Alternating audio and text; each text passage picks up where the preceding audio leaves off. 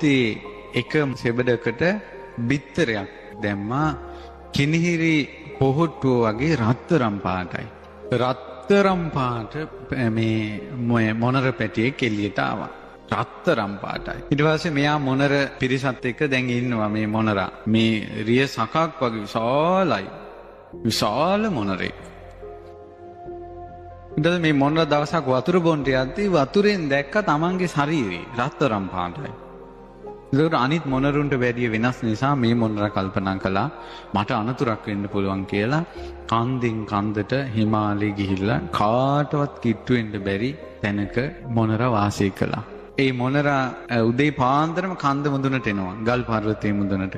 ඇවිල්ලා ගාථාවක් කියනවා. කොහොමද ගාථාවක් කියන්නේ? උදේත යං චක්කුමා ඒක රාජා හරිස්ස වන්නෝ පටවිප්ප භාසෝ තන්තන් නමස්සාමි හරිස්ස වන්නම් පටවිප්ප භාසං තයංජ ගුත්තා විහෙරේමු දිවසං කියනවා මේ හිරු උදාවන විට ඇස් ඇති එකම රජු ලෙස පතුරු ආරං වං රැස මහ පොළොව බබළුවන්නේ මහ පොළොව බබළුවන හිරු මණ්ඩල නුඹ වඳින්නෙමි මම නුඹ විසින් සුරකින්න අපි මෙදවස වසමු සුවසේ.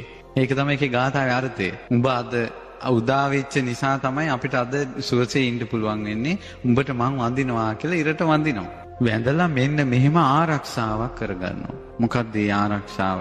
සම්මා සම්බුද්ධත්වයට පත් වුණ මුනිවරුන් හට වන්දනා වේවා. යේ බ්‍රාහ්මනා වේදගු සබ්බ ධම්මේ තේමේ නමෝ. ඒ ඇත්තන්ට මාගේ নমස්කාරය වේවා. තේජ මම්පාලයන්තු ඒ උතුම් සම්බුදුවරු මගේ දිවිසුරකිත්වා. බුදුරජාණන් වහන්සේට වැඳලා ඒ වන්දනාවේ ආනුභාවයෙන් ඒ සම්බුදුවරු මාව සුරකිත්වා. සතර මඟඵල නුවණට මාගේ වැඳුම වේවා. උතුම් රහතුන් හට මාගේ වැඳුම වේවා. ඒ රහත් ඵලයට මාගේ වැඳුම වේවා. ඒ වන්දනාවේ ආනුභාවයෙන් ජීවිතේ සුරකින්ට කියලා සෙත් පතා ගන්නවා. ඒ ගාථාවේ අර්ථය ඒකයි. ඊට පස්සේ මේ විදිහට වැඳලා තමයි ගොදුරු හොයාගෙන යන්නේ. ඉමන්සෝ පරිත්තං කତ୍වා මෝරෝ චරති ඒසනම්. ඊට පස්සේ මොකද කරන්නේ? කවමදාකවත් ඇඟට ගහක කොලයක්වත් වැටෙන්නේ නැහැ මොනරගේ ඇඟට. දැන් ඊට පස්සේ ඔන්න දැන් හවස එනවා. හවස ඇවිල්ලා ඉර දැන් බැහැගෙන යනවා. බැහැගෙන යන ඉරට වඳිනවා. කොහොමද වඳින්නේ? අපේත යං චක්කුමා ඒක රාජා හරිස්ස වන්නෝ පටවිප්ප බාසෝ තන්තන් නමස්සාමි හරිස්ස වන්නම් පටවිප්ප බාසං තයජ්ජ ගුත්තා විහෙරේමු රත්තින් කියනවා පතුරු ආරන් වන් රැස බබළුවා මේ පොළොවද ඇස් ඇති එකම රජු ලෙස හිරු මණ්ඩල බැස යන විට මහා පොළොව බබළුවන හිරු මණ්ඩල නුඹ වඳින්නෙමි මම නුඹ විසින් සුරකින්න අපි මෙරයද වසමු සුවසේ. මේ විදිහට පිරිත් කරලා තමයි මෙයා වාසය කරන්නේ. මේ විදිහට මේ ගාථා කියමින් මොනරා අවුරුදු 700ක් හිටියා කියනවා. ඒ 700 මොනරට බයක් ඇති ගැනීමක් ලොමු දැහ ගැනීමක් කවදාවත් ඇති වෙලා නැහැ මේ ගාථාවේ බලයට. බරණැස් නුවර රජුරුවන්ගේ බිසෝනාංශේ හීනෙන් දැක්කා රත්තරම් මොනරෙක්ගෙන් බණ අහනවා. මේ කේමා කියන බිසව මේ බිසෝ කල්පනා කළා මේක මම රජ්ජුරුවන්ට කිව්වොත් එහෙම රජ්ජුරුවක පිළිගන්නේ නැහැ. දොළ දුකක් කියලා කියන්න ඕන කියලා රජ්ජුරුවන්ට කිව්වා රජතුමනි මට දොළ දුකක් උපන්නා. ඊට පස්සේ කිව්වා මොකද්ද? රත්තරම් මොනරෙක්ගෙන් බණ අහන්න ඕන කිව්වා. ඊට පස්සේ මේ බමුණෝ පුරෝහිතයෝ ගෙන්නලා ඊට පස්සේ කිව්වා රත්තරම් මොනරු ඉන්න පුළුවන්. රත්තරම් පාට මාළුවොත් ඉන්නවනේ. රත්තරම් පාට මිනිස්සුත් ඉන්නවනේ. ඒ නිසා වෙන්න පුළුවන්. වැද්දෝ ගෙන්නුවා. එක වැද්දෙක් කිව්වා මම නම් දැකලා නැහැ. මගේ තාත්තා කිව්වා හිමාල පර්වතයේ එක ස්වර්ණ මොනරෙක් ඉන්නවා කියලා. ඊට පස්සේ යාට ධනෙ දීලා උඹ හොයාගෙන ඵලයන් කියලා යවුවා. ගිහිල්ලා අල්ලන්න බැලුවා කිසිම මල පුඩුවක් වදින්නේ නැහැ. මේ තියෙනවා එතෙන් එයාට වදින්නේ නැහැ. කකුල මේකේ උඩ තියෙනවා මේ පටලැවෙන්නේ නැහැ. තියෙන ඊතල්ලේ වෙන අත්තකට වදින්නේ. අහුවෙන්නෙම නැහැ. මේක පුදුම එකක්. මේ ගාථාව පුදුම එකක්. කිසිම දෙයක් වදින්නේ නැහැ. අල්ලන්න හදනවා අල්ලන්නම බෑ අර ගාථාව නිසා. මේක පුදුම වැඩක්. ඊට පස්සේ දැන් මොකද කරන්නේ? මෙයා බැලුවා මොකද කියලා. හොඳට බැලුවා. හොරෙන් ගිල බැලුවා. තනියෙන් ඉන්නේ. එතකොට මෙයා හිතුවා එහෙනම් මෙයා බඹසර රකින්නවා. ස්ත්‍රී ඇසුරෙන් ස්ත්‍රී සේවනයෙන් වැළකී ඉන්නවා ඊ බලය වෙන්න ඕන.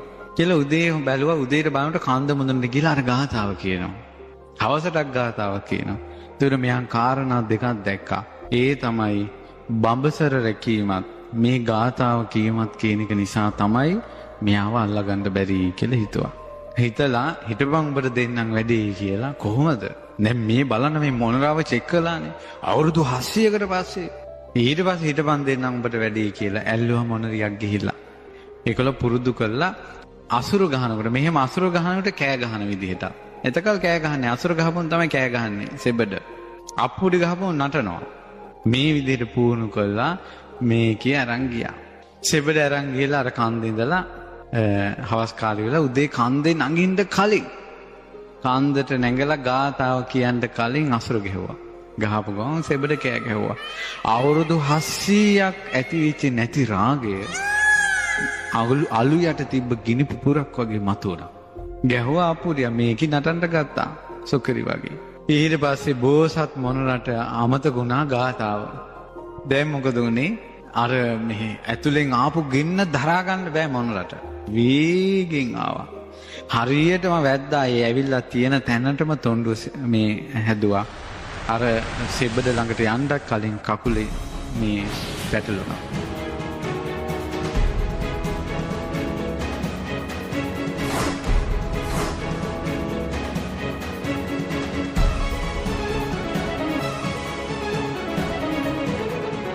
ඒ නිසා දැන් මේ බලන්න මොනරා එක දවසයි පිරිත කියන්න බැරි වුණේ අහුණා. ඊට පස්සේ රජ්ජුරුව ළඟට ගෙනිච්චා. රජ්ජුරුව කිව්වා අද නම් හරි. ඊට පස්සේ මේ මොනරා කියනවා ඇයි මාව ඇල්ලුවේ? උඹගේ මස් කෑවොත් අජරාමරණ වෙනවා. මගේ මස් කෑවොත් අජරාමරණ වෙනවා නම් එහෙනම් මං දැන් මැරෙන්නම්. කොහා මැරියනින් කිව්වා. ඊට පස්සේ කිව්වා රජතුමනි මම මැරෙනවා නම් මගේ මස් කන එක කොහොමද නොමැරී ඉන්නේ? කිව්ව නෑ එහෙම වෙන්න පුළුවන් උඹ රත්තරම් පාටයි. ඒ නිසා උඹ වාගේ මොනරෙක්ගේ මස් කෑවොත් ජීවත් වෙන්න පුළුවන්. ඊට පස්සේ මොනරා කිව්වා රජතුමනි මං රත්තරම් පාට උනේ මං ඔබගේ සත්මුතු පරම්පරාවෙනුත් ඈත මම සක්විති රජ කෙනෙක් වෙලා හිටියා. එතකොට ඒ සක්විති රජුරුවන්ගේ වෙලා ඉද්දී මම පන්සිල් රැක්කා මිනිස්සු පන්සිල් වල පිහිටෙව්වා. ඒ පින්බලයෙන් මම තව්තිසා දිව්‍ය ලෝකේ උපන්නා. ඒ පින ඉවර වෙනකොටම සසරේ කර්මයක් ඉස්මතු වෙලා මම මොනර යෝනේ උපන්නා. පන්සිල් රැකපු පිනට රත්තරන් පාටයි කිව්වා. මේක කර්ම විපාකයක් කිව්වා. ඊට පස්සේ උඹ කියන එක කොහොමද පිළිගන්නේ? කිව්වා පිළිගන්නන්න ක්‍රමයක් තියෙනවා කිව්වා. පිළිගන්න.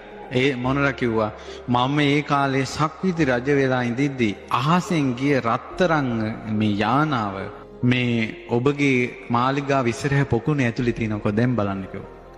ඇත්තටම පොකුණ ඇතුළට ගිහිල්ලා බලනකොට යානාව තියෙනවා. ගොඩට ගත්තා. ඊට පස්සේ මොකද උනේ? දැන් ඔන්න රජුරෝ පිළිගත්තා. පිළි අරන් මේ බෝසත් මොනරගෙන් බණ ඇහුවා. බණ අහලා පැහැදුනා මොනරත් ඇලියා. ප්‍රාණඝාතයෙන් වැළකුණා. බුදුරජාණන් වහන්සේ වදාලා පින්වත් භික්ෂුව බලන්න කිව්වා. ඉස්සරත් මහා පුරුෂයෝ පවා මේ ස්ත්‍රී හඬට යට වෙලා ගියේ. ඒ නිසා ස්ත්‍රිය කියන එක මේ මහානකමට කණ්ඨකයක්, කටුවක්, බාධාවක් කියලා බුදුරජාණන් වහන්සේ දේශනා කළා.